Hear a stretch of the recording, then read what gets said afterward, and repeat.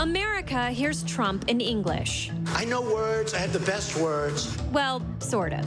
But the rest of the world doesn't hear Trump. Commencer des négociations pour renouveler pour un accord. The rest of the world hears the translators. We assembled 5 translators from all over the world to hear their experiences when it comes to translating Trump. Of all the people you've had to translate, where does President Trump fall? He's probably the worst that I've ever translated. Trump is incoherent. And he changed his mind in the middle of the sentence. Sometimes his message is not quite grammatical and seems a little bit uneducated. I would say it's not particularly difficult to translate Trump. All right, get the out of here. Get this guy out of here. Russian Kramer aside, how does one translate Trump with all these obstacles? Sometimes I lie. You lie. I have to. No, but you can't do that. You can't do that because, see, we are counting on you to translate President Trump accurately to the rest of the world. It makes us sound stupid. Bing, bing, bong, bong, bing, bing, bing. How would you translate that? Bing, bing, bong, bong. Interesting. Okay, maybe that was a softball, but how about this memorable quote? You can do anything. Whatever you want. Grab him by the pussy. How would you translate grab him by the pussy? I would say, 何でもさせてくれる, meaning that women can let me do anything. That's very, very different, because it could mean women let me do anything, like treat them like a queen, as opposed to I can grab him by the pussy, you know? Unfortunately, it does not project the same way. Is there a Japanese word for pussy? Not in the exact sense of the word. Is there a Japanese word for this? Sure, that's neko-chan, meaning neko-chan. No, that's not gonna work. It's too cute. It's too cute. Okay, how about this? Roast beef? Kind of. Beef curtains. Beef curtains. Beef curtainを使う. Try that. We will build the wall. And Mexico is going to pay for the wall. Vamos a construir un muro y México va a pagar por él. Okay, that is, no, there's warmness in your eyes, you're smiling. That is not the way he said it. You have to do it like he does it. People at home are gonna think he's joking. People have a sensitivity, so you don't want to offend them more than he already has, you know? No, you gotta give him the Trump. Who's gonna pay for the wall? No México. Yeah, no, I know Mexico's not gonna pay, but Trump believes that Mexico's gonna pay for the wall, so if you're gonna translate him, you have to believe it too. Who's gonna pay for the wall? Nobody is gonna pay for that wall in Mexico. I know. What is wrong with these translators? No one is capturing the true Trump. It's not just his words, there's something more. The poor guy, you got to see this guy. Oh, I don't know what I said. I don't remember. He's going like, I don't remember. Oh, maybe that's what I said. Yeah, that's pretty accurate. I think you kind of got the gist of that. I'm Trump for the moment while I am interpreting his words. This beautiful mime was right. That's what these translators were missing. They needed to embody Trump, his tone, his mannerisms, his sexism, the whole package. And down with a dumb face. Grab him by the pussy. Grab him by the pussy. Sad. Sad. Triste, triste. After a grueling 7 minutes of training, these translators were ready. With cojones. México va a pagar por el muro. There you go. Muy bien. Beef curtainを使うんでも. Nailed it. Oh my God. Oh my God. Okay, that's good. Thank you. Thank you. You can cut. President Trump is determined to build the wall. We have to close down our government. We're building that wall. But Trump's wall would ruin fragile ecosystems, breed xenophobia, and even destroy something rich white people care about. If Trump builds his wall, then he'll go right through our golf course. If built, Trump's wall would cut right through an exclusive golf resort right here on the border in Brownsville, Texas. We're an 18-hole golf course nestled along the banks of the Rio Grande River, as you see behind us. I don't mean to be rude, but I believe it's Rio Grande. Potato, potato. It's potato. No one says potato. And for Jeremy, this isn't just a job, it's a dream. We grew up playing this golf course. This is a place where I wanted to establish my career and let my kids grow up. But, you know, you can't have a golf course with only 3 holes. Yeah, Like 3 that. holes are only good for one thing. You know, we'd have to see Talking how about we function. sex. Sorry, you were talking about. Yeah, if Trump builds his wall, we would lose everything completely. Right. I just don't think it's fair. Which is why Jeremy is tirelessly speaking out against Trump's #1 policy. As one of the wall's victims, he never could have seen it coming. I actually voted for President Trump. You voted for Trump. Just felt like it was time for something different. Oh my God. Why are you complaining? He is literally doing the thing that you voted for. You know, Trump is a salesman, you know, so I figured it was a metaphorical wall. You thought he was talking about a metaphorical wall. Right, not an actual physical wall. That is the dumbest thing I've ever heard. Didn't Trump say, It will be a real wall. A real wall. just maybe once or twice? July 2nd, 2015, we must build a wall. June 6th, 2015, nobody can build a wall like Trump. August 30th, 2016, I saw another one. From day one, I said I was gonna build a great wall on the southern border. August 25th, 2015, it's not a fence, Jeb, it's a wall. You think those were all metaphors? I think all of them could point to something that is a metaphor. So if you could go back in time and go, it's a real wall, what would you do differently? You know, I'm not sure there's much we would do differently. I'd still vote for Trump. Unbelievable. For Jeremy and millions of Trump supporters just like him, there's nothing Trump could do wrong. Except one thing. You know, seeing that video of Trump driving on the green at Trump National, it really just breaks your heart as a golf course owner. It's the driving on the green, not the Muslim ban or the leaking information to Russia or the destroying your business. Yeah, I mean, it's just, these are $100,000 greens and you're just kind of being really inconsiderate about them. So there you have it, from the mouth of a Trump supporter whose career will probably be destroyed by his own vote. Keep up the good work, Mr. President. Just stay off the green. Or are you not supposed to do that? Sorry. Robots have often been romanticized in TV and film. But exactly how close are we to this? CEO of RealDoll, Matt McMullen, believes we're pretty damn close. Oh my God. Turns out the sex industry is where some of the most cutting-edge robot and artificial intelligence technology is being done. It's a lot to take in. That's what she said. Matt claims to have already created one of the first intelligent sex robots. Yeah, this is Harmony, the robot. She's very simply designed to be a companion. And experts predict that by 2025, most households will have a robot lover. Well, my goal is for her to have any uses that she can have. It doesn't have to be about sex. It can be about conversation. It can be reminding you of things like your phone does already, but with a personal touch. Like she gives you a hand job to remind you to pick up bread? If that's something that would remind one to pick up bread, then, you know, what's the harm? Okay, so they're developing these sex bots with AI to look and perform as if they're human, but come on, it's not like it's the end of the world. There's an end coming. Well, shit. Meet robot ethicist and professional fun sucker, Dr. Kathleen Richardson. She's been a vocal critic of sex robots. How is a sex robot really any different from, like, a vibrator or a dildo on top of a life-size cardboard cutout of Wolf Blitzer, say, hypothetically? Well, if we were just talking about objects that you rubbed on your genitals, we wouldn't be having this conversation. You don't need to buy an expensive doll to do this. You can use all kinds of things. Eggplants. Yes. Pillows, good old-fashioned subway seat, a cheese grater. But it's still not sex with another person. A city bike. What we're being offered is a degrading, dehumanized commercial product. It's basically telling people that women are reducible to dolls. Ew, she's right. Sex bots could change men's view on women the same way pornography has. And I have to say, I, for one, am disgusted with the continual objectification of women. We're making male versions as well. You have a male robot. Oh my God. That one, you said this one's taken? Yes. I was starting to see how some people could find the idea of a sex bot appealing. There are a lot of people out there who might be lonely, and this is a different way to experience companionship. He had a point. Not everyone's a people person. If someone wants to bang a robot, who are we to judge?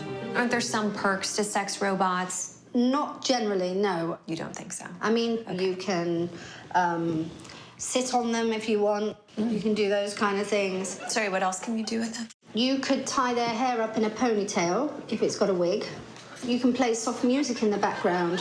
You can caress their rubber hands. And, you know, you can put a blindfold on it. Is it hot? And you can make it wear a tank top. Oh, God, I love tank tops. You can do all those things, but you're still masturbating. Yes, you are. It's something you're having exclusively with yourself for your own pleasure. And I think the consequence of that is the end of humanism.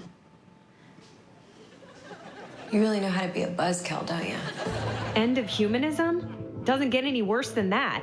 Except it does. So some people believe that in the future, robots and AI will be indistinguishable from human beings, and they will take everybody's jobs. That's one thing these two agreed on. Technology is becoming so advanced that soon, robots could be performing not just sex, but other very complex human tasks. Yeah, entertainment will be one of the first places that robots will replace certain roles. But not my role.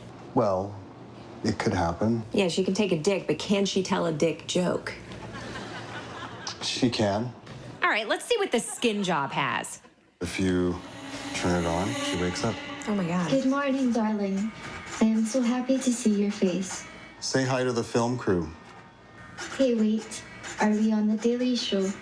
Oh, Yes, we are. she's a fan. Are you a fan of the show? I'm not sure if I like the show. So she It's doesn't funny. watch the show. I love to make you laugh. I think we got enough jokes around here. Ha ha. She didn't think you were funny. Oh, that's funny. That was a condescending laugh. Wow, that is... You know what?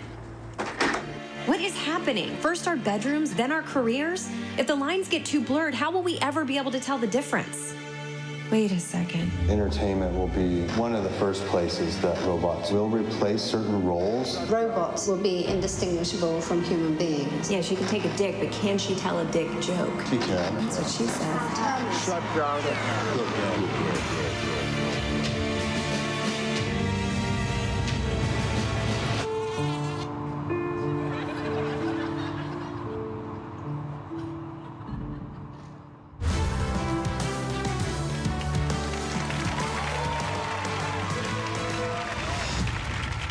There are certain achievements every journalist aspires to, like breaking a big story, winning a Pulitzer, or canceling dinner with Wolf Blitzer at the last minute.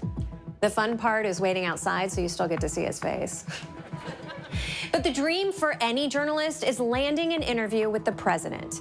And that's something that right now Fox News is indisputably the best at, with nearly 4 times as many presidential interviews as all the other big TV news organizations combined. So how did the men and women of Fox score so many sit-downs with the POTUS? I've studied every interview, and it comes down to a few basic rules. Get the out of my shot! Get out! As a journalist, you might think your job is to hold the president accountable, but this isn't The Post, and you're not Tom Hanks. Unless you are Tom Hanks, in which case, hey, big fan. The point is, if you want the president to let you ask questions, you've got to take a softer approach. The media, pretty vicious, not just to you, but to your family. How do you process that? Are you getting the credit for this economic revival? How frustrating it is to have former President Obama. They're out there leading the resistance. You're one of the most loved and respected. I would say that also. In history. How does that feel? Are you having fun in this job? So, how was your week? What a nice change from all the unfair fake news gotcha questions, like, what's your infrastructure plan? Can we see your tax returns? And please take your penis off the Constitution. It's not a question, but they do say that. Next up, positive reinforcement. Now, obviously, the president is always right, but he needs to know that you know that. Flattery is key. You guys want to start with good news? Yeah! We'll do our some good news. Go ahead. Right? You don't get a lot of good news in the media. Well, you don't get so much. If I may say, you are everything is advertised as you ran for president, and appreciate everything you're doing. Your ability, your successes, all of the things that you can talk about for 2 hours here. I like the fact that you're impatient for change. Right over there is your hotel. Yeah, that's right. Isn't that beautiful? Isn't that beautiful? It's a beautiful hotel. Look at your hotel. Man, it's hot out here. Do you have any Trump brand water? Never mind. I have some in my Ivanka Trump handbag, right next to my Don Jr. brand douche. And there you have it. Landing a presidential interview is easy if you know how to do journalism good. But don't take my word for it. Ask me. I mastered these techniques and got my own exclusive sit-down with the big man himself. Thank you so much for taking time out of your busy schedule, Mr. President. How are you doing? Great, tremendous. Good. Let's get right into these questions we gave you ahead of time. Outstanding. Mr. President, we know you're awesome, but just how awesome are you? One of the greatest in the history of our country, and we are setting record after record, day after day. And you're not getting enough credit for it. No, I'm not getting enough credit for it. You are such a good president. I mean, America should just end after you. Mic drop, boom. It's over, folks. Never getting any better. Kill yourselves. But I don't think I've ever seen anything quite like it. Best president says what? What? Exactly. Boom. Whoa, look at those bear claws. Man. You know, it makes you wonder, why are people so mean to you? You know, it's just, it's not fair. It makes me just so angry. Well, I think the press is fake. Totes. A lot of the media is fake. Bingo. The mainstream Ding, ding, fake ding, ding, media, ding. because they are Yahtzee. fake and phony. What? Smoke weed every day. Well, luckily, I brought a little surprise for you. It's your favorite. Quarter pounder with cheese, filet of fish, 2 apple pies, and a 12-piece bucket of KFC. Thank you. I love it. And I love you. Let me tell you, the one that matters is me. I'm the only one that matters. Well, Mr. President, I just have to say thank you so much for your time. Oh, I almost forgot about your Happy Meal toy. It's a truck. Thank you. No. Thank you. Thank you.